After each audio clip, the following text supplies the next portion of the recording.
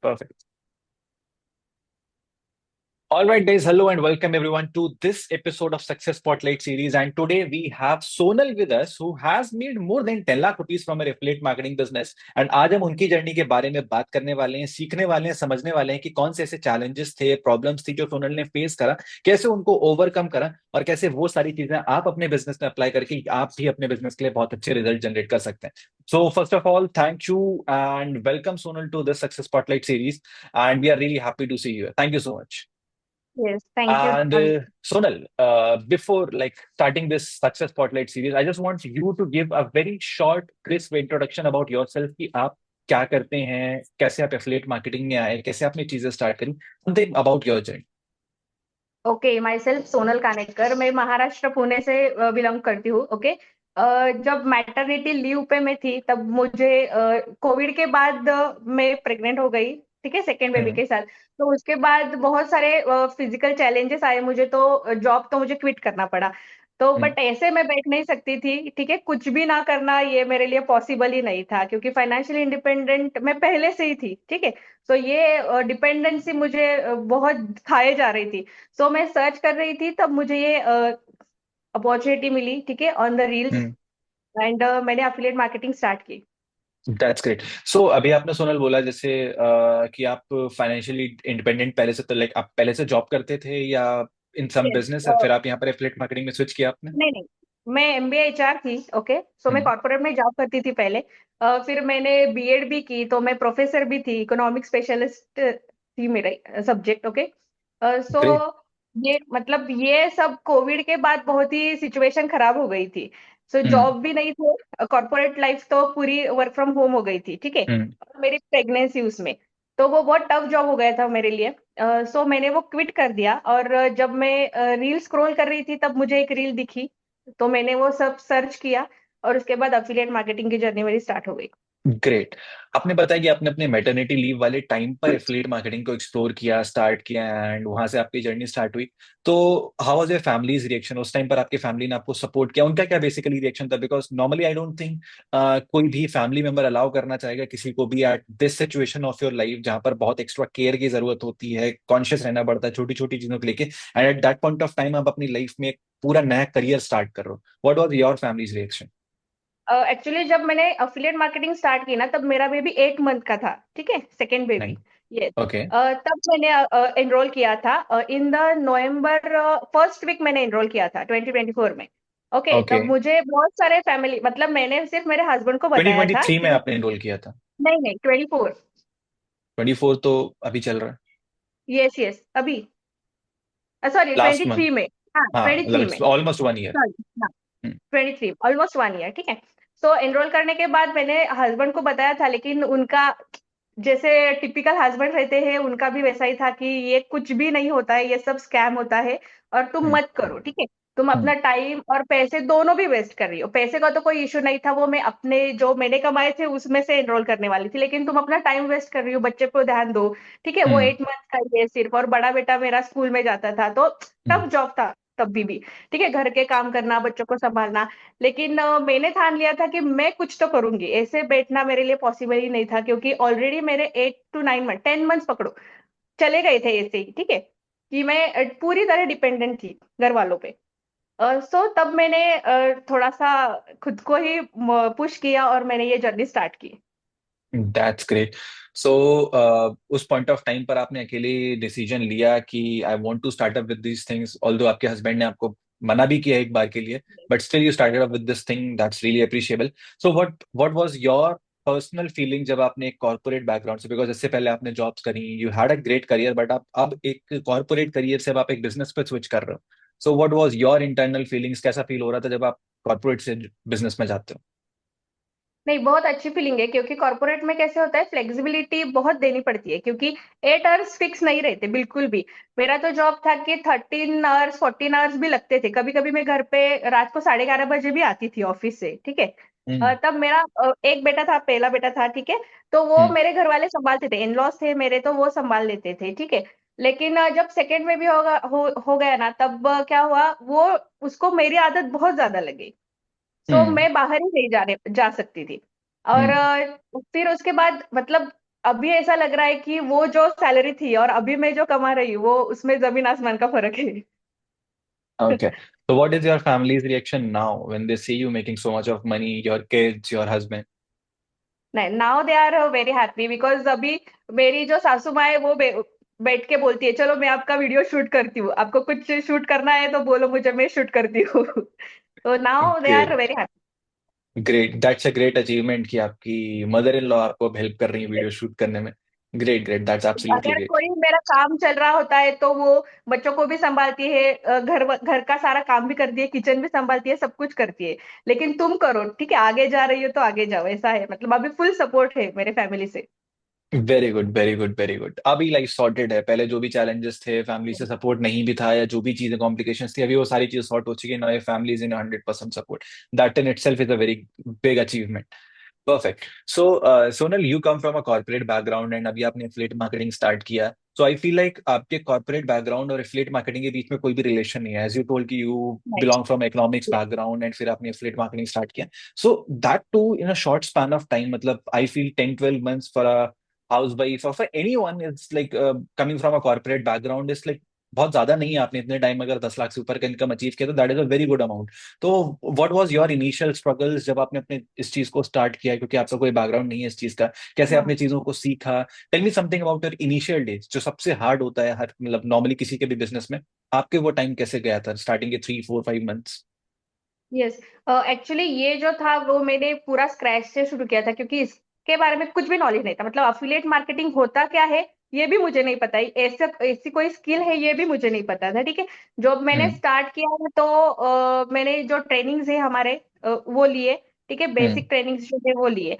Okay, लेकिन एक point पे ऐसा, नवंबर 23 में मैंने स्टार्ट किया, फर्स्ट वीक में, ठीक है। हम्म। नवंबर पूरा चला गया ट्रेनिंग्स में मेरा। हम्म। दिसंबर में मैंने एक अकाउंट क्रिएट किया, लेकिन वो 7 दिन में ही उस पे रिकमेंडेशन लग गए, ठीक है, क्योंकि नॉलेज ही नहीं था।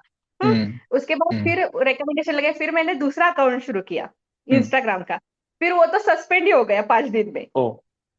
क्योंकि मुझे पता ही नहीं था ना कैसे करना है, काम कैसे करना है, वो ही हम्म। नहीं पता था। ट्रेनिंग तो मैं ले रही थी, लेकिन जो उसमें जो छोटे छोटे पॉइंट्स रहते हैं वो मुझे हम्म। नहीं पता था। फिर जो दिसंबर है, नवंबर पूरा चला गया। फिर दिसंबर में मैंने आपका 10th ऑफ दिसंबर को RSCL का बुट कैंप था, 10th ऑफ दिसंबर 23 हम्म। का, तो मैंने वो ज्वाइन किया था।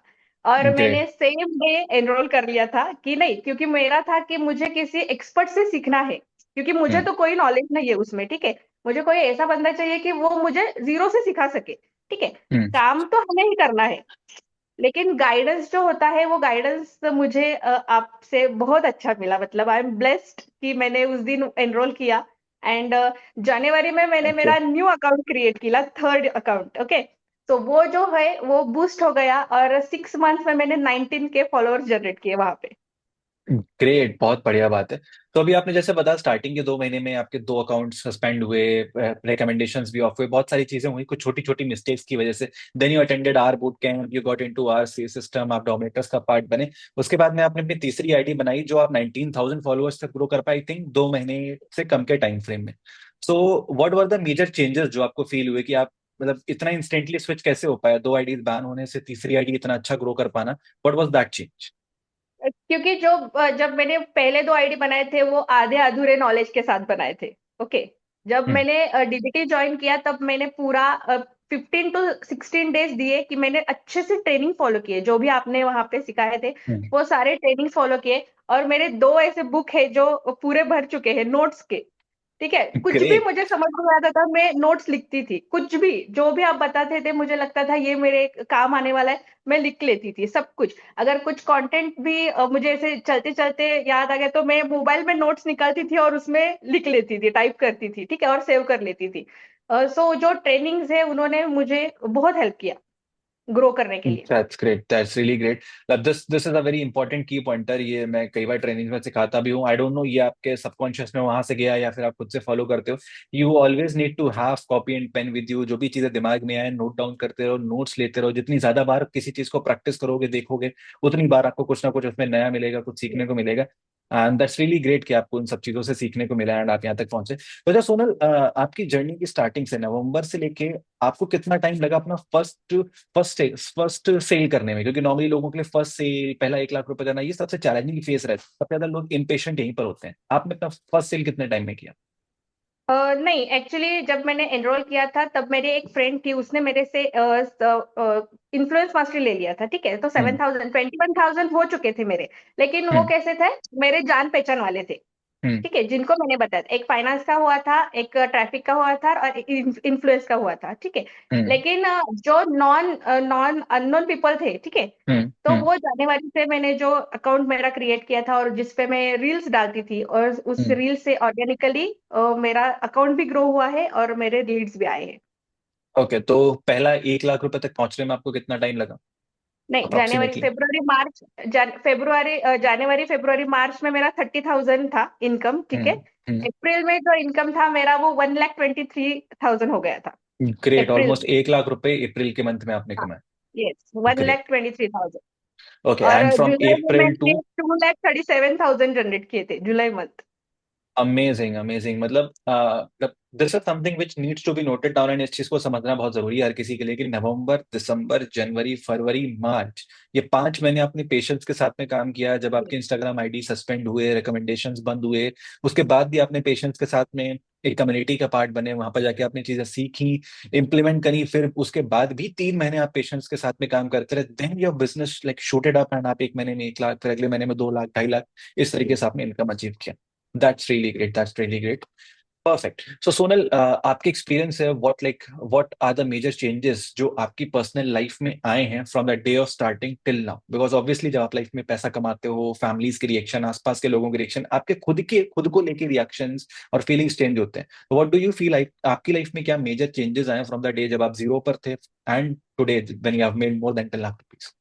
जी, बहुत सारे अचीवमेंट है और सबसे बड़ी अचीवमेंट जो है वो मैंने अपने हस्बैंड को अभी नवंबर में 11 नवंबर को नेक्सॉन जो है फोर व्हीलर वो गिफ्ट की, ठीक है। ओह माय गॉड, उसके ग्रेट, yes, अमेजिंग। उसके बाद मैंने खुद का लैपटॉप लिया।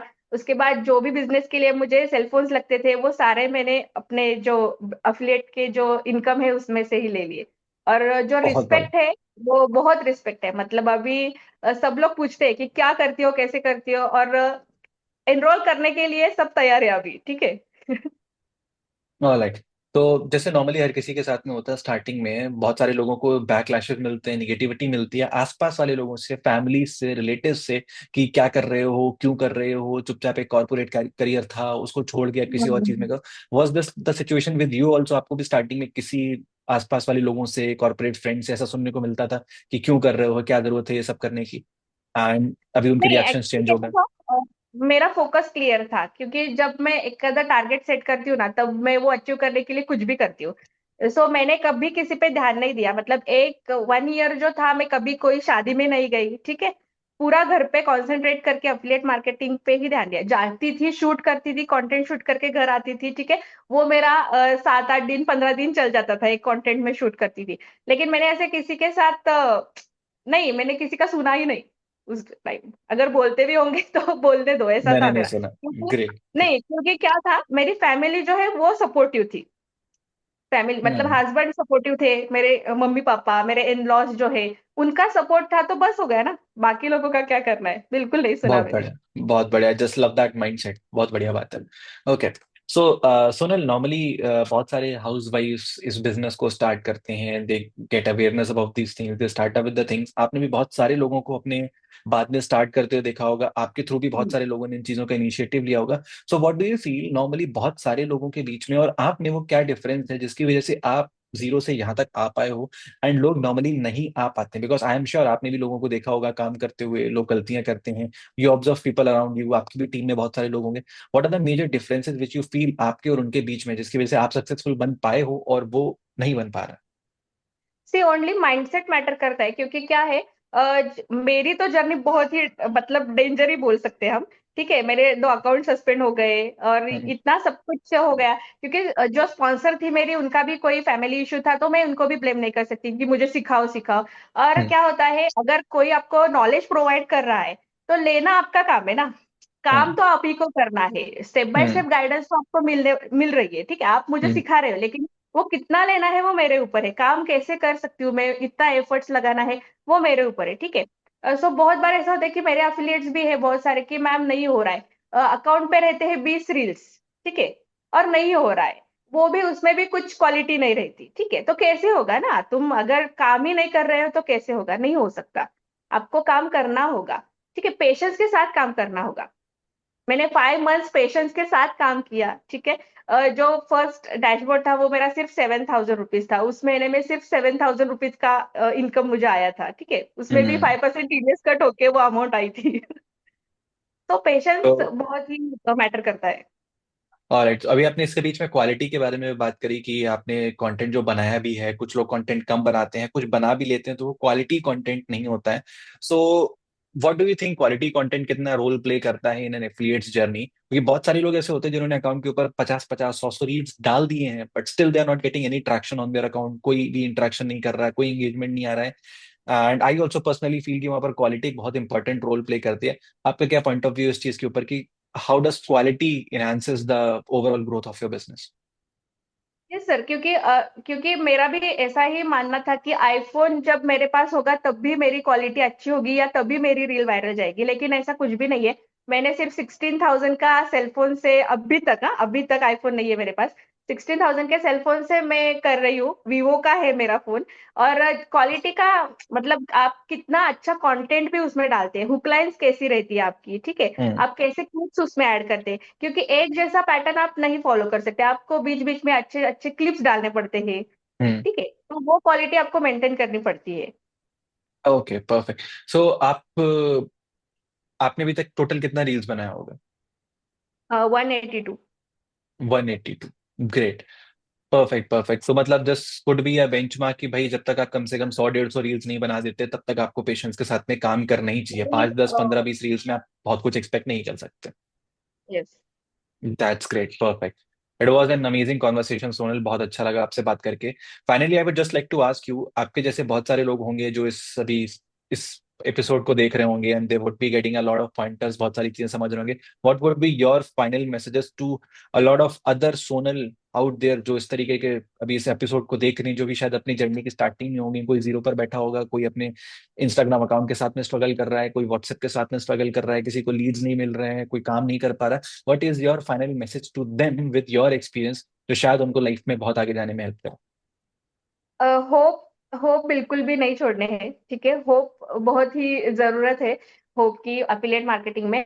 और पेशेंस के साथ कंसिस्टेंसी भी आपको मेंटेन करनी पड़ेगी, क्योंकि 4 दिन काम किया, 8 दिन आराम किया, मैंने 4 रील तो डाल दिए हैं, ठीक है, अब मैं आराम करता हूँ, ऐसे नहीं चलेगा। आपको कंसिस्टेंटली रोज एक रील में डालती थी, और कभी कभी तो मुझे कंटेंट अगर आया, ठीक है, दिमाग में, तो मैं 2 रील भी डालती थी एडिट करके। तो ऐसे मैंने काम किया है, और जितना आप दोगे उतना आपको मिलेगा, जितना आप एफर्ट्स लगाओगे उतना आपको सक्सेस मिलेगा, सब कुछ होगा, क्योंकि लेस देन 1 ईयर, ठीक है, फैमिली को संभाल के, बच्चों को संभाल के 10,000 रुपीज, 10 लाख रुपीज कमाना बहुत बड़ी बात है मेरे लिए भी, ठीक है, क्योंकि मैं उसके लिए बहुत प्राउड फील करती हूँ। सो आपको किसी भी पॉइंट पे गिव अप नहीं करना है, ठीक है, अगर अकाउंट का इश्यू होता है तो नया अकाउंट क्रिएट करो, उस पर कॉन्टेंट बनाओ, थोड़ी सी मेहनत तो सबको करनी पड़ेगी। Great, very inspiring, and thank you so much, Sonal. We all are very, very, very proud of you. Thank you so much for being here. That this was all about this episode, guys. Thank you so much for watching this video. अच्छा लगा तो सोनल को Instagram पे follow करना, उनसे help लेना, जिस किसी को भी मदद की जरूरत है, आपको नीचे सोनल की इंस्टाग्राम आईडी भी मिल जाएगी। हाँ, thank you so much, Sonal. और एक तो बात मैं आपको बताना चाहूंगी, जो आपके हम्म। इनर सर्कल कॉल रहते हैं फ्राइडे को, ठीक है, that is blessings for me, बहुत ज्यादा, मतलब अगर मेरा कोई डाउट भी नहीं रहता ना, तो भी आपको देख के, प्रज्ञा को देख के इतना इंस्पायर होती थी मैं, ठीक है, दूसरों के डाउट सुन के हमारा भी डाउट क्लियर हो जाता है, कुछ ना कुछ तो रहता ही है कि बाबा सिमिलर है, ठीक है, दोनों में, तो डाउट भी नहीं रहता ना, मैं पूरा वीक वेट करती थी इनर सर्कल कॉल का। और अभी भी मैं एक भी कॉल अगर मिस भी होता है ना, तो मैं रिकॉर्डिंग चेक कर लेती हूँ। सो प्रज्ञा के लिए भी थैंक यू, एंड आपके लिए भी थैंक यू, क्योंकि बहुत बहुत हेल्प मिली है, ठीक है, यहाँ तक ग्रो करने में बहुत हेल्प मिली है इनर सर्कल कॉल की। तो थैंक यू सो मच, प्रज्ञा सोनल। जो है थैंक यू। वो तो प्रैक्टिकली बताती है, सब कुछ प्रैक्टिकल, इतना पेशेंस है उनमें, इतना पेशेंस है, बस बहुत अच्छा, मतलब thank you so much. Thank you, this really means a lot. Thank you so much for being here. This is all about this video. Thank you. Thank you, sir.